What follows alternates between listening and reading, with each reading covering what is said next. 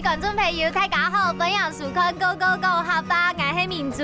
今日的民族来到新浦亚岛边，我来看两边的古迹咯。提前我来请两边的国先生，都爱来你看呐。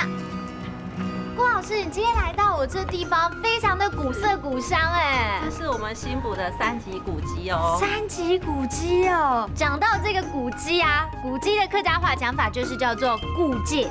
古迹，没错。说到这个古迹啊，其实老师来到新浦呢，一定要知道，就是新浦古迹历史都很久，所以这句话是这样说的：新浦古迹历史长久。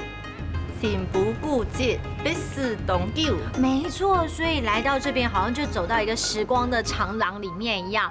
而且老师，我发现哦，这个祠堂很不一样，包括好像它上面的那个 Q 某啊，还有那个匾牌都是它的特色，对不对？我们往前面看一点好不好？好。老师，你刚才说这边有3多 Q 某的网店都，还有这边的古庙没懂的哦。对。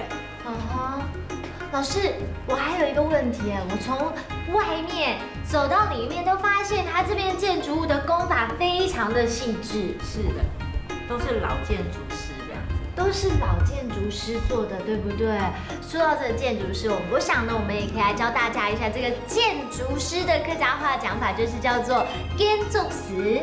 建筑师，没错。而且啊，现在要找到这工法这么细致的老工法的建筑师啊，已经很少，对不对？对，非常少。真的。我们也希望新人可以进来。真的。老师，你可以再带我去外面参观一下吗？可以。看看这2侧其实都是他们的。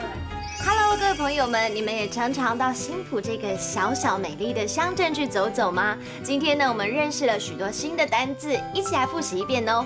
第一个看到的就是古迹、故界、故界，其实跟中文很像，对不对？第二个呢，我们来学到的就是建筑师、建筑师、建筑师。第3个，我们来学一整句话。看到这句话呢，就是新浦古迹历史悠久，新浦古迹历史长久，新浦古迹历史长久。新浦这个小地方真的值得大家好好的去深入玩玩看。我们下次见喽，拜拜。